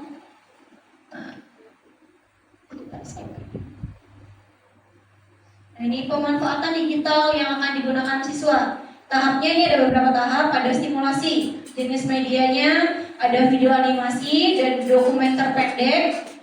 Kemudian platformnya kita bisa memanfaatkan YouTube, Ruang Murid. Kemudian untuk identifikasi masalah kita bisa menggunakan papan tulis digital kolaboratif atau formulir pertanyaan digital. Memanfaatkan apa? Aplikasi apa? Fitur papan tulis di Canva, kemudian pakai Google Form. Kemudian pengumpulan data nih, untuk pengumpulan data jenis medianya apa? Modul interaktif atau simulasi interaktif energi. Menggunakan apa? Ruang publik, pusat perbukuan, ada laboratorium maya ruang murid.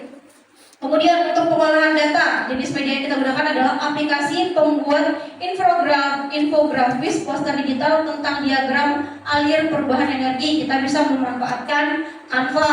Untuk pembuktiannya, ruang berbagi dokumen bisa digital menggunakan Classroom. Dan generalisasi adalah papan tulis digital kolaboratif, kuis interaktif menggunakan fitur papan tulis di Canva ataupun Google Form. Nah, pemanfaatan digital yang akan digunakan oleh guru. Nah, ini ada ruang GTK untuk memperoleh capaian pembelajaran mata pembelajaran, ruang murid untuk memilih sumber belajar yang relevan dengan tujuan pembelajaran, bisa komik digital, video simulasi maya dan lembar kerja. Nah, ini nanti kita akan belajar tentang ruang murid ya Bapak Ibu. Kemudian ruang publik untuk memperoleh buku pelajaran yang relevan dengan materi. Ada LMS Google Classroom sebagai kelas digital tempat pembelajaran bersama murid. Ada Canva untuk kegiatan inti pembelajaran, mendesain diagram ataupun brainstorming dengan fitur papan tulis. Kemudian ada Google Form untuk identifikasi awal pembelajaran dan sebagai instrumen tes tertulis atau asesmen sumatif. Kemudian menggunakan papan interaktif, laptop maupun handphone. Seperti itu. Jadi pemanfaatan digital yang bisa kita gunakan dalam kehidupan sehari-hari. Kemudian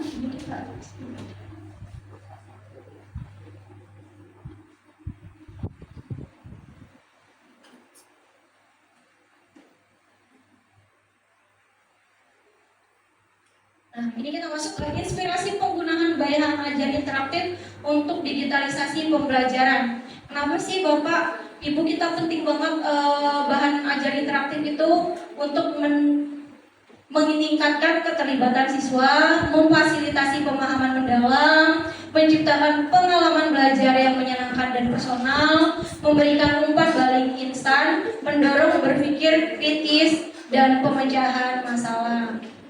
Nah, apa sih itu bahan ajar interaktif?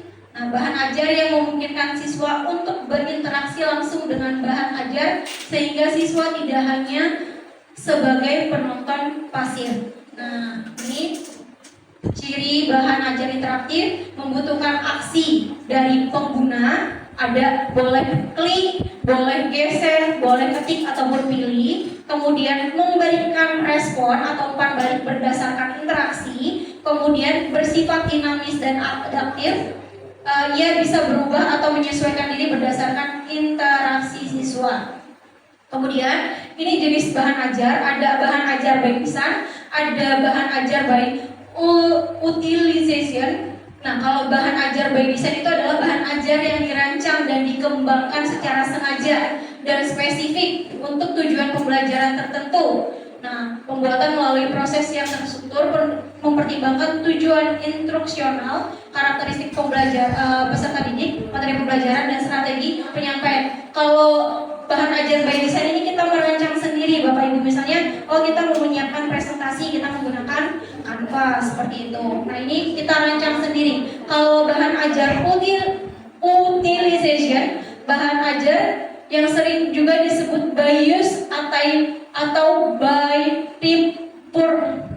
repurposing adalah bahan ajar yang awalnya tidak dirancang khusus untuk tujuan pembelajaran, namun dipilih dan dimanfaatkan oleh pendidik atau siswa karena relevansinya dengan materi pembelajaran. Kalau zaman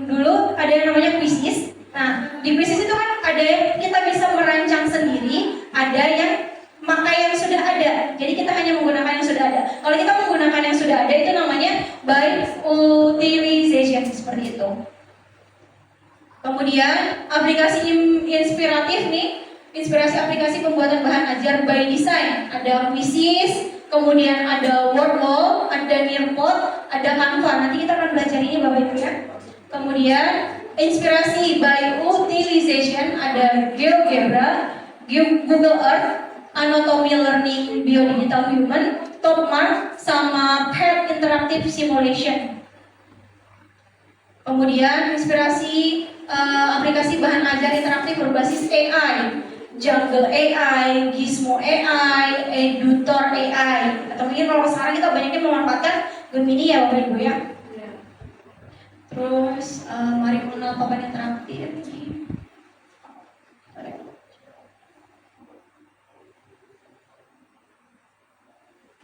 Mungkin kita langsung praktek aja ya Bapak Ibu ya.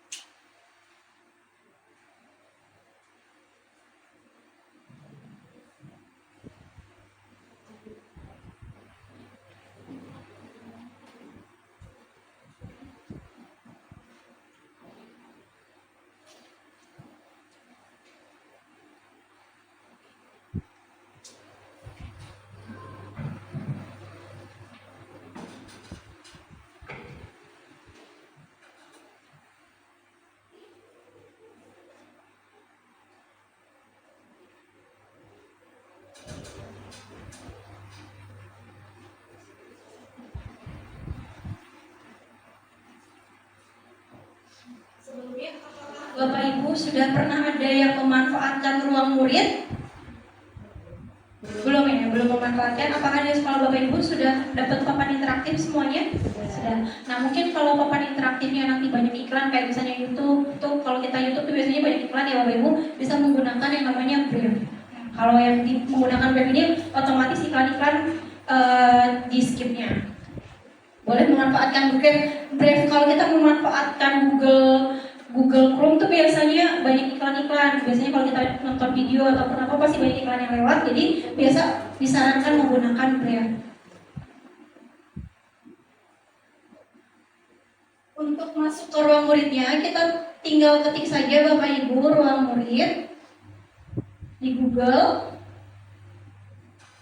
Nah ini nanti langsung diarahkan ke ruang murid rumah pendidikan.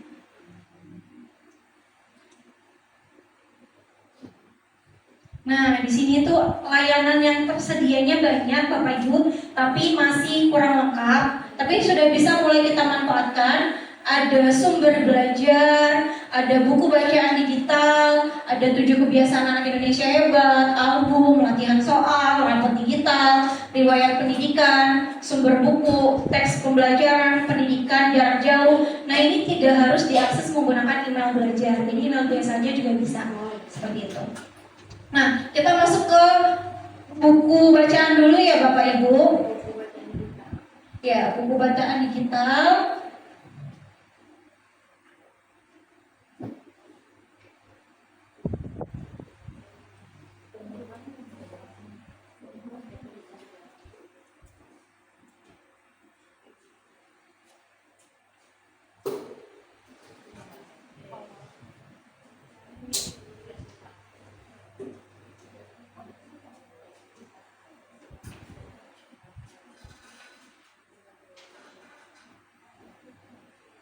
Sebentar ya Bapak Ibu, ini koneksi internetnya agak lambat.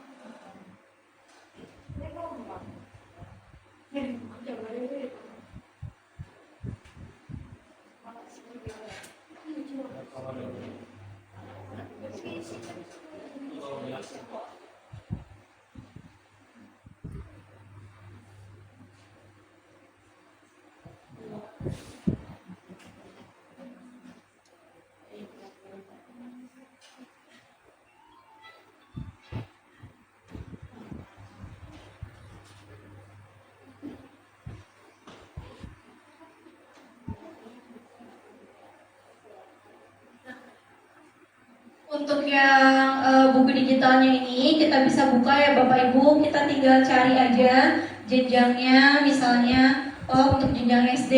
Temanya kita mau tema apa? Nanti kita tinggal pilih di sini, boleh alam dan lingkungan, anak Indonesia. Ini misalnya contoh kita pilih tokoh Indonesia. Boleh Bapak Ibu boleh sambil diklik di bukunya, di HP-nya boleh sambil dicari nggak apa-apa. Nah ini contohnya di sini langsung muncul. Tuh di sini ada Mahapati Gajah Mada. Ini adalah tokoh-tokoh Indonesia. Nah ini bisa diakses Bapak Ibu ya. Nah.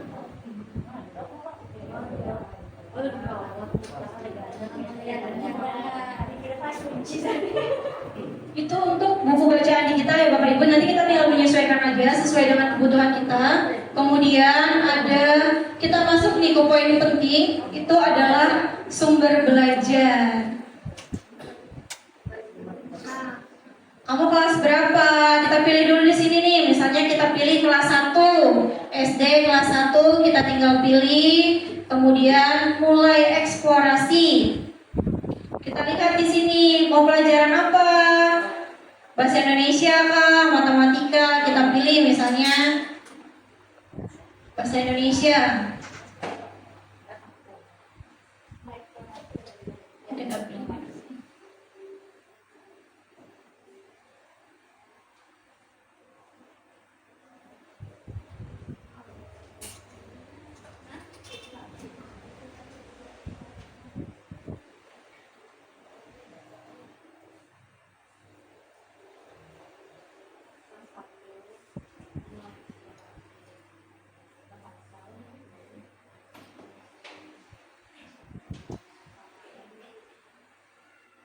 Ini bahasa Indonesianya Bapak Ibu, ada yang penyampaian pendapat dan gagasan, kemudian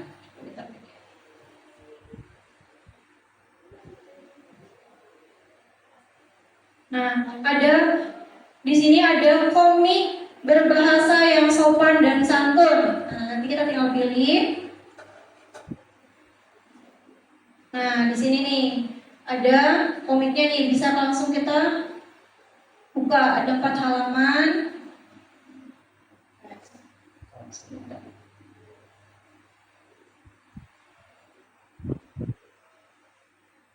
Ini nih komiknya Bapak Ibu, langsung muncul. Kemudian nanti kita tinggal menyesuaikan saja Bapak Ibu, kira-kira kita mengajar kelas berapa, materi apa. Cuma mungkin masih belum lengkap untuk semua materi ya. Kemudian kita lihat matematikanya. Matematikanya ada aljabar, misalnya simbol dalam matematika. Kita lihat di sini memahami makna simbol matematika dan pemanfaatannya.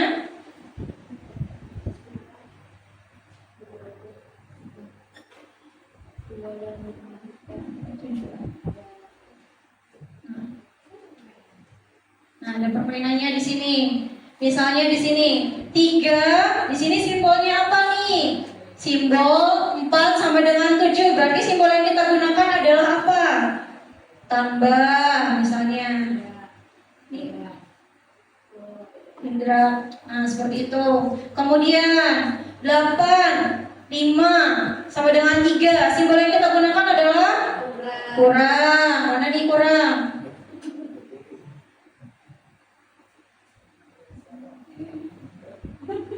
Kata sendiri mas.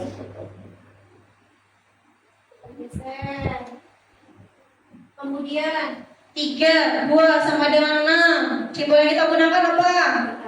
Perkalian. Nah, seperti itu. Kemudian 9, 3 sama dengan 3. Pembagian. Nah, seperti itu. 3 plus 2. Simbolnya sama dengan. Terus 8 sama 6 kurang dari atau lebih dari? Lebih dari. 1 dan 7 kurang dari. Kita cek. Nah, langsung muncul hasilnya. Nomor 1 betul semua. Nah, ini bisa kita manfaatkan ya Bapak Ibu.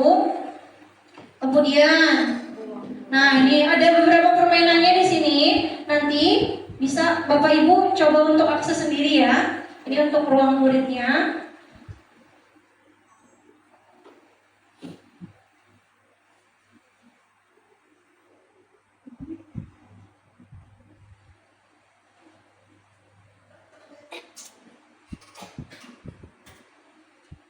Ini ada pinter.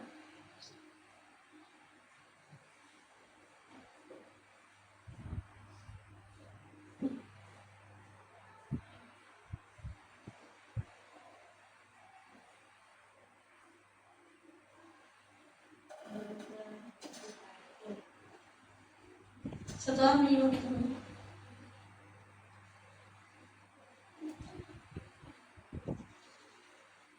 Nah, menjaga kebersihan rumah nih, ada apa saja yang harus kita lakukan? Bersihkan dari debu, bersihkan tempat tidur nih. Ini untuk kelas bawah ya Bapak Ibu.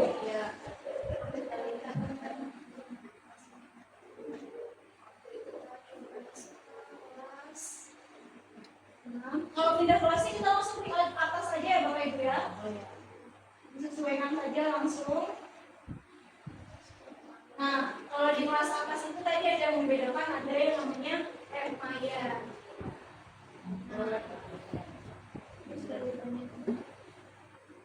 Ini misalnya kita belajar tentang rantai keamanan.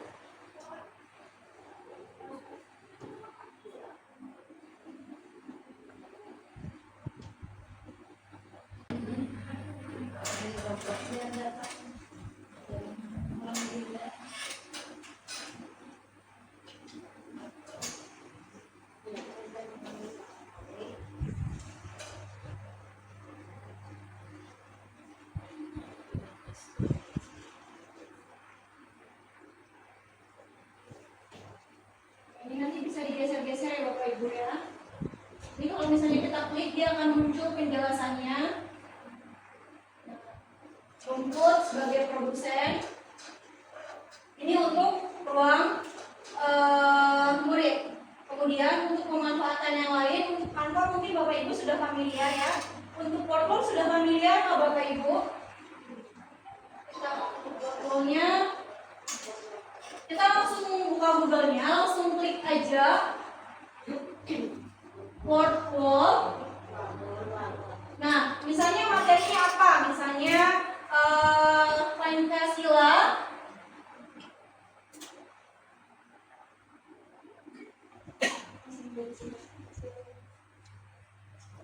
simbol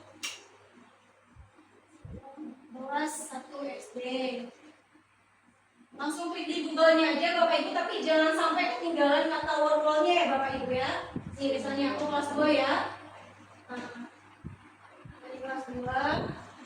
Nah, ini tinggal kita pilih aja di sini mana yang kita mau, kita sesuaikan saja. Misalnya yang ini nih, simbol sila Pancasila.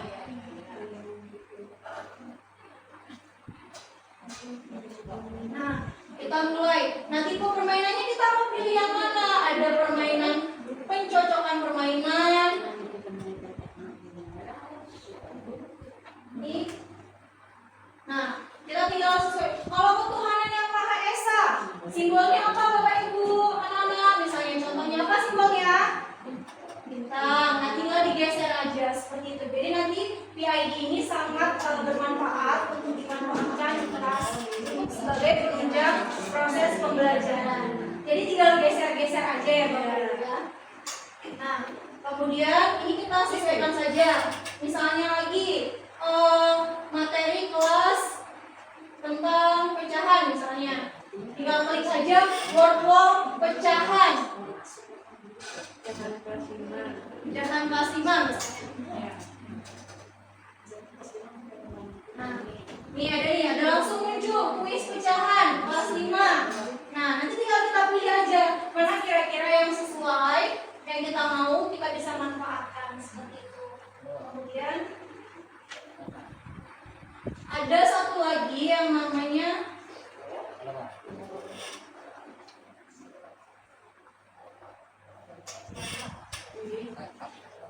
ada sepasoftware.com. ini tapi berbahasa Inggris ya Bapak Ibu. Berbahasa Inggris tapi bahasa Inggrisnya juga masih bahasa Inggris yang simpel-simpel. Nanti kita tinggal pilih game yang sesuai dengan pelajaran kita. Tapi ini kebanyakannya matematika. Kita pilih matematika. Misalnya tentang jam.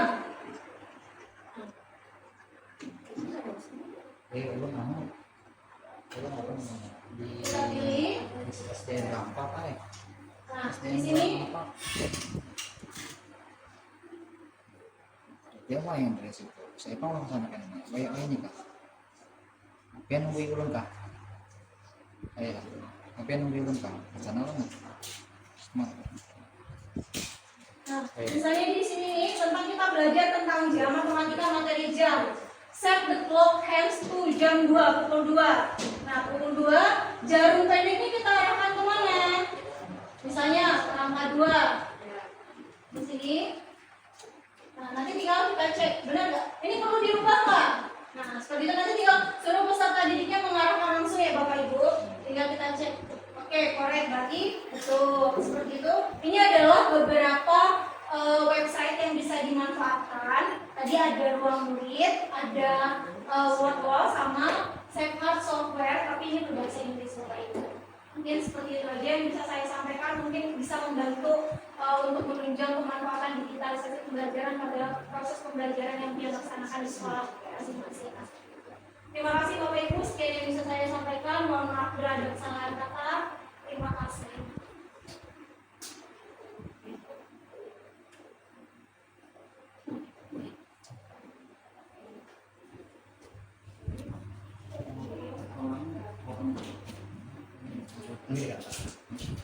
Terima kasih, langsung aja ya Bapak Ibu. Tes Bapak Ibu, kalau dalam pembelajaran pembukaan ada kegiatan inti, ada penutup. Intinya sudah hampir 2 jam. Saya penutupnya 5 menit saja. Yang pertama PM, kalau kita main kuliah sudah dulu. Apa deep learning itu ausubel pembelajaran bermakna, karena nggak dipakai mungkin jangan didengar atau jangan dibaca. Karena sudah kan waktu kuliah itu pertama. Kedua PISA, beberapa tahun lalu saya membaca PISA itu pemerintah jarang mengekspos karena ranking Indonesia itu 63 dari 69 negara, Indonesia 63 bawah sendiri, kita jauh dari Vietnam. Nah itu PISA kita itu literasi numerasi tahun 2018 kalau nggak salah 63, baru naik tahun 2022 itu 58, itu bisa kita rendah. Apalagi jangan kita mengharap ke Singapura kan, itu sudah 3 besar, kita itu di 50-60 lah. Tapi apa itu muncul dari ini literasi kita rendah, bahwa PISA itu udah lama dan Indonesia rendah memang 63, memang jauh itu. Kemudian untuk model pembelajaran CBSA, PAIKEM sudah. Kalau PAIKEM saya ingat tuh pembelajaran aktif, kreatif, aktif, menyenangkan, efektif, menyenangkan. Kalau di buku itu terus ada PAIKEM sampai inovatif. Nah, pembelajaran aktif, inovatif, kreatif, efektif, menyenangkan. Bahkan ada pengarang itu ganti PAIKEM. Lingkungan, berbasis lingkungan itu tentang PM. Yang pertama tadi sudah penutup 5 menit saja. Sudah. Kemudian kita juga dalam hal dengan adanya deep learning kita disuruh menyelaraskan. Mungkin guru tahu lebih baik juga, karena kadang-kadang kepala sekolah menyerahkan guru juga dalam menyusun visi misi kan. Jadi untuk visi misi kita, jadi sebelum menyusun visi misi kita analisis karakteristik dulu. 1 peserta didik, 2 tenaga pendidikan, sarana prasarana dan sosial budaya.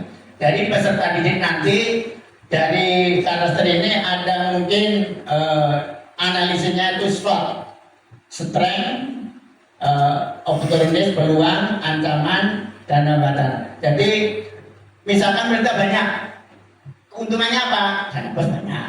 Itu. Kelemahannya apa? Dalam kelas murid banyak, perhatian berkurang kan?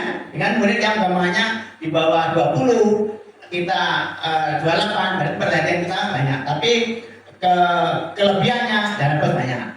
Pembagian tugas dalam gambarnya, keterlibatan upacara, macam-macam pembagian kerja itu lebih leluasa. Itu dari peserta didik itu kita analisis Kalau murid banyak kelemahannya apa, kalau murid sedikit kelebihan kekurangannya apa. Itu jadi dianalisis. Kemudian singkat saja nih, kamu kalau ada Bapak Ibu lihat analisis SWOT yaitu strength, kekuatan, opportunity peluang, treatment, ancaman, dan treatment langsung, teach ancaman. Jadi itu kalau waktu Pak Adim itu analisis dengan SWOT ini. Kemudian dengan RPM kita ini ada analisis beda lagi, SWOT, strength, opportunity, aspiration, dan result. Jadi dalam menentukan visi itu kita tidak sembarangan menentukan, tapi dianalisis dulu baik SWOT campur SWOT. Kemudian visi, gambaran masa depan yang ingin dicapai. Saat pendidikan itu mau dibawa kemana? Visi kita itu. Kemudian misi. Dalam tujuan visi itu ada beberapa istilahnya petunjuk. Kata-kata yang sering digunakan untuk frasanya terwujudnya peserta didik, bla pasti gitu. Ada gitu. Terciptanya, mewujudkan, menciptakan, dan unggul dalam. Ada juga unggul dalam ini. Itu apa itu frasa atau kata yang umum digunakan dalam menyusun visi. Jadi singkat intinya aja, mungkin satu kalimat dengan 3 kata sudah hendak visi. Kemudian terwujudnya, kita akan terwujudnya ini aja. Kemudian misi itu kalau visi itu mau dibawa kemana, misi itu untuk mencapai itu apa langkah yang kita lakukan, langkah-langkahnya apa, jalan yang kita tempuh itu apa, itu untuk misi. Jadi melaksanakan, menyelenggarakan, mengembangkan, memacu, dan sebagainya, membiasakan. Itu kata-kata yang digunakan dalam misi. Kemudian dalam menyusun misi itu harus sesuai dengan visinya. Misalkan berakhlak mulia, langkah apa yang untuk mencapai akhlak mulia, bukan sekedar simbol atau kata-kata aja. Jadi langkah apa, penerapan apa di sekolah ini yang nanti menghasilkan akhlak mulia dari siswa. Berprestasi, langkah-langkahnya apa, pembelajaran bagaimana, dan peduli terhadap lingkungan. Di dalam visi misi ini kita tidak lepas dari satu, ramah lingkungan, karena dari Departemen Dinas Lingkungan itu kan ada apa itu untuk menjaga lingkungan. Kemudian ramah anak dari PPA itu. Jadi ada pihak lain yang atau kita masukkan di dalam misi kita atau visi. Nah, visi mengintegrasikan salah satu tadi berakhlak mulia, mengintegrasikan keimanan ketakwaan dalam aktivitas pembelajaran. Jadi misalkan dalam IPA tumbuhan, nah, nanti kan tumbuhannya ditentukan siapa. Nah itu tentang mengaitkan antara belajar. Kemudian membiasakan 8 dimensi profil lulusan. Nah, itu kan arahnya ke akhlak tadi. Nah, kemudian yang arahnya ke pembelajaran, menerapkan pembelajaran mendalam di learning dengan berbagai model pembelajaran. Untuk SDN 2 Rampak ini kalau Bapak Ibu melihat rapat di pendidikan SDN 2 Rampak itu kualitas pembelajaran menurun. Kualitas rapat itu kan ada literasi dan guru itu kualitas pembelajaran menurun dengan berbagai model pembelajaran. Nah kalau dengan adanya kurangnya pengetahuan pembelajaran sehingga dalam menerapkan pembelajaran itu bingung, hingga kadang-kadang mengandalkan LKS saja. Oh kita ada STAD, ada NHT, ada TGT, itu. Kemudian ada yang lipat-lipat kertas seperti bola, snowball drawing, terus talking stick, tongkat belajar, tongkat yang keliling itu. Siapa yang dapat tongkat mendapat apa itu pertanyaan talking stick. Jadi kalau saya dengar kemarin itu pembelajaran menyenangkan, bukan istri-istri, tapi bagaimana anak senang belajar. Itu ini pakar saya itu TikTok, tapi TikToknya yang melihat pembelajaran itu. Kalau itu yang pakarnya pembelajaran menyenangkan, bukan SPK sekedar tapi bagaimana anak senang belajar. Itu. Tapi kadang-kadang salah melaksanakan itu. Jadi ada visi, misi, dan tujuan, mengaktifkan sarana prasarana. Itu jadi ada 3 poin saja. Karena untuk 5 menit aja kan jalannya ini. Sudah hampir jam 12 jam berapa itu?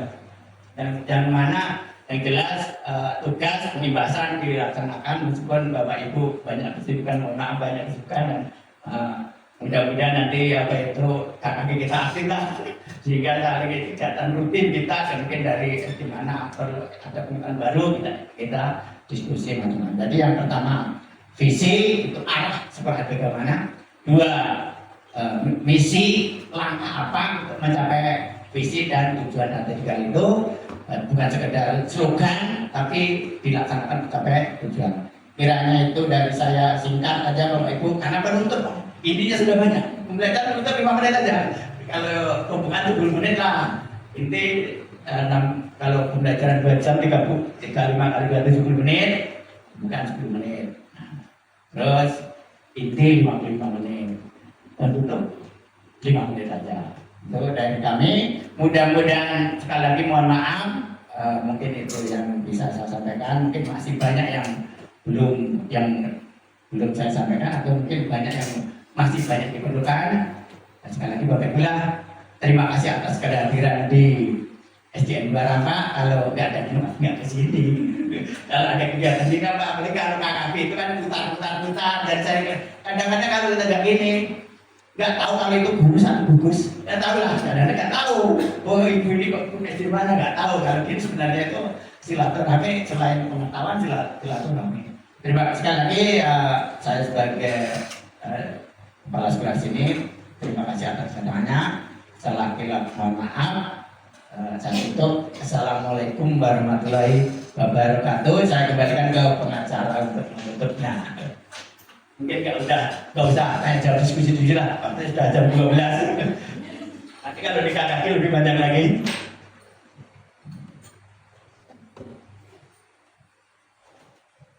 Dengan berakhirnya pemateri terakhir, marilah bersama-sama kita tutup acara dengan mengucapkan syukur alhamdulillah. Alhamdulillahirobbilalamin. Terima kasih kepada Bapak Ibu yang sudah hadir dalam acara KKG Gugus Merpati di SDN Negeri 2 Rampak. Saya akhiri, summa salam.